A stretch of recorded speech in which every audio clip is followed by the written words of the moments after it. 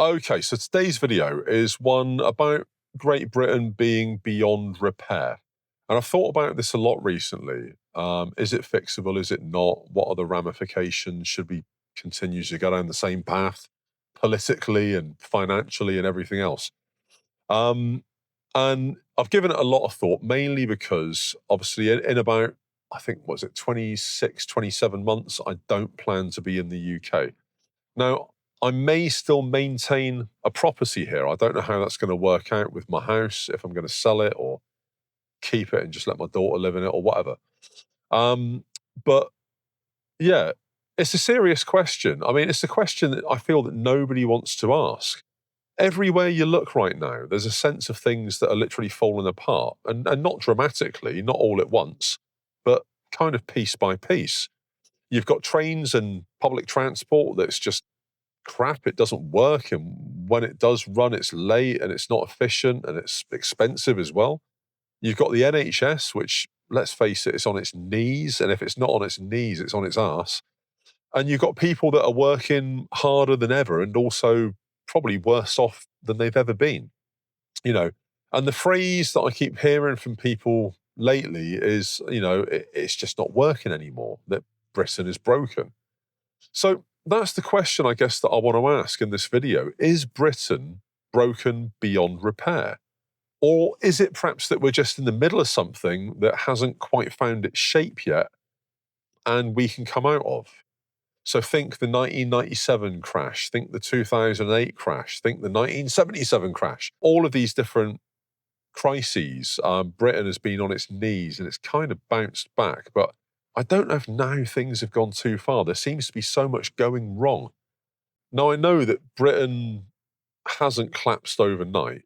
It's happened over time, and there are multiple reasons for this. And I know that the decline has probably been gradual enough that people have just gotten used to it. And that's why people have accepted their lot for so long. Every year, things get a little bit more expensive, a little bit less stable. We get a little bit more divided. Government gets a little bit more crap. And you can see it in the numbers. Productivity is down, wages are stagnant, public services are cut to the bone. But it's not just about the stats. It's that low hum of dysfunction that everybody's now numb to. Late buses, crumbling schools, 2-year NHS waiting lists, potholes all over the roads that are breaking my car every time I drive around a corner. It's all been normalized. And it's just like now we've accepted that this is the Britain that we live in. We've stopped asking why it's broken because I think a lot of us have just stopped expecting it to work.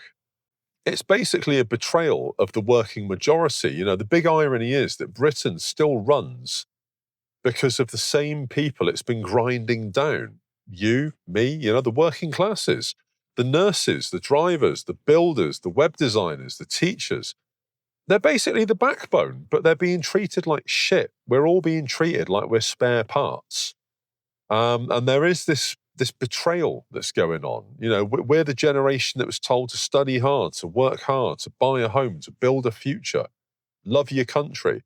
None of that's okay anymore. And now people, I think, including myself, are looking around thinking, well, where's my reward for doing everything right? What am I getting out of this? Am I getting anything out of this? Somebody once said you need to learn to live with disappointment because it builds character. But surely you can only take so much disappointment before there's no desire to take it any longer.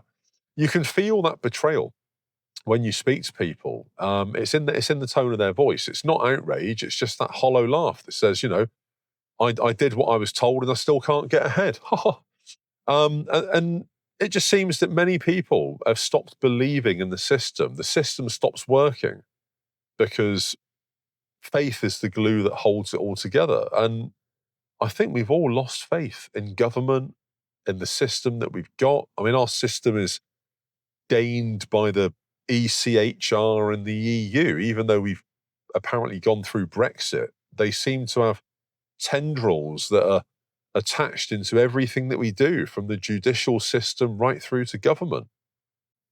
And you'll find that every government promises the same three things. They all promise growth, fairness, and opportunity. That's what they all promise. And every government somehow manages to cock it up and deliver the exact opposite. Taxes go up, services go down, the middle class gets murdered. And meanwhile, you've got companies that are posting record profits, like literally beyond record profits. Top end hospitality industry, the McDonald's and the Starbucks and the Costas. Um, and you've got the utility companies and the telecoms companies, and they're all reporting the biggest profits they've ever made at any point in their business existence. And yet they're profiting off people that are queuing at food banks. And the cost of living crisis became a headline a few years back, and now it seems that it's just become a lifestyle. And you know what's mad?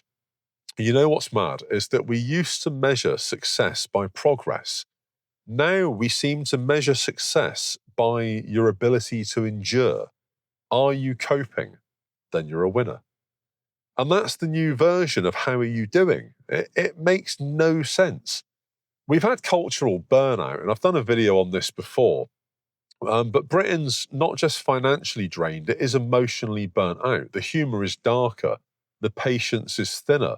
But you can't convey that because you've got wokies that will call you up for having dark humour. Everyone's tired of politics. Everybody's pissed off with hearing bad news, tired of pretending to be fine. It seems that we've become a country that just mocks everything now because hope almost feels cringeworthy. Cynicism has become the new national identity of the UK. It's our coping mechanism. If you can't change it because you've got no skin in the game, then you have to be able to joke about it, you know? But under all that sarcasm, there's still grief. Grief for the country that we thought we were, grief for the idea that hard work meant security and a future that you could build, grief for the sense of pride that we used to feel about being British and about being able to fly our own flag without getting called racists and Nazis and bigots and all those other buzzwords that people throw around without probably really knowing what they mean. And you can trace it back decades. How did we get here? Well, you've got the offshoring industry, you've got deregulating finance, cutting the state down, stripping back layers of public services to save money. The country's become a service economy that doesn't even serve its own people. We built an economy on cheap labour, high rent, and short-term fixes, and then we acted shocked when it collapsed under its own weight. I mean, what else was going to happen?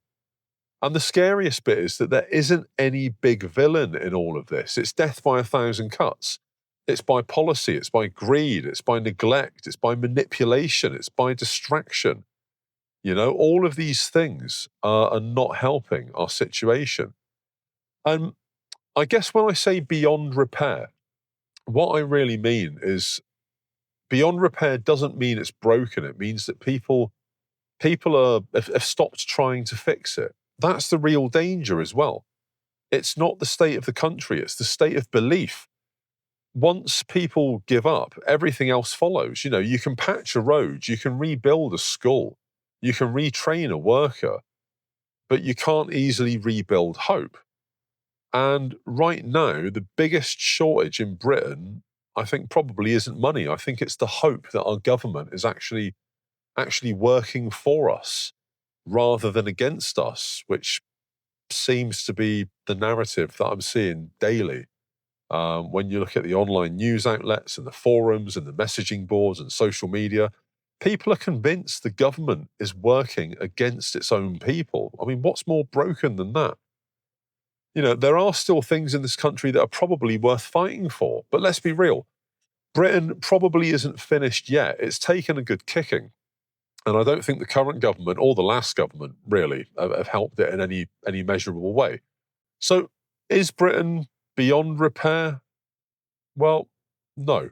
But I think we can all agree that Britain is on life support. And the only thing keeping it alive, really, are the people, ordinary people. I think that our government isn't helping, and I think our government is definitely working for itself, not us.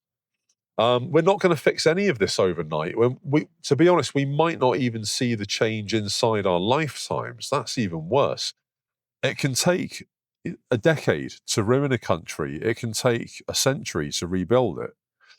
I mean, look at what happened with India. Look at what happened with China. They've rebuilt, and their industries are booming now. But 100 years ago, awful. But giving up would mean handing over the last thing we've got, which is our say in what happens next. So Britain might be cracked and it might be broken, but for the moment, it's still ours. And if enough of us still care, then maybe, just maybe, it's not quite beyond repair just yet. But look, that's my opinion. What are your thoughts on this? Really interested to find out. Obviously, drop it in the comments, let me know. YouTube is going to stick another video there. Like, follow, subscribe, ring the bell, all that jazz. Another video tomorrow. Goldman, peace out.